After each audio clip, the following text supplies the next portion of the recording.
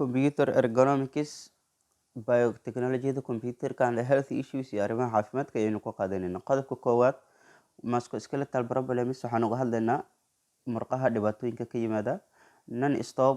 joojin la-aanta use of computer isticmaalka kombiyuutarada can bring about waxay keeni karaan pain xanuun in different muscles murqo kala duwan and bones iyo lafa of the human systemka biniaadamka. The main reason marka sababta ugu weyn for this tan is wrong posture waa postureka qaldan taken while using computer taasoo dhaca marka computerka la isticmaalayo. Qodobka labaad RSI oo ah repetitive stress injury ayaa laga soo gaabiyey. Muxuu yahay repetitive stress injury? Repetitive stress injury is the pain waa xanuun extending from kaasoo ka imaada ama kasoo bilowda the shoulder garbaha to the fingers ilaa iyo faraha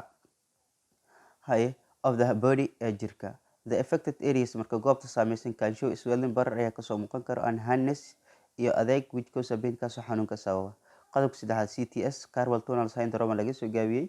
Carpal tunnel syndrome muxuu yahay cudurkani? Is the feeling waa in la dareemo of numbness kabaabiyo and pain iyo xanuun in the fingers faraha laga dareemo.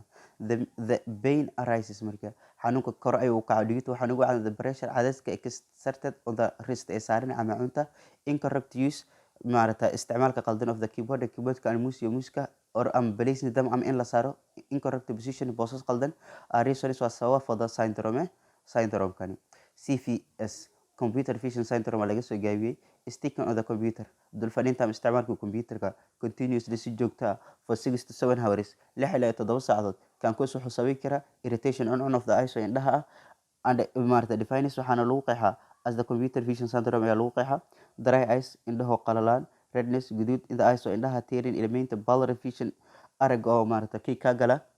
caweer or pain ama xanuun is the neck in the head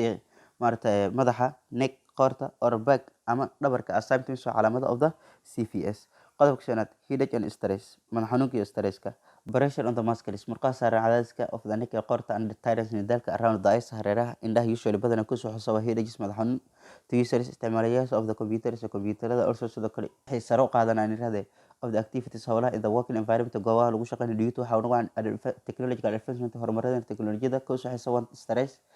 stress ayay sababaan sleepiness hurdo la-aan tiredness daal lack of appetite iyo cunno qaadashada oo yarata etc iyo wixii la mid ah.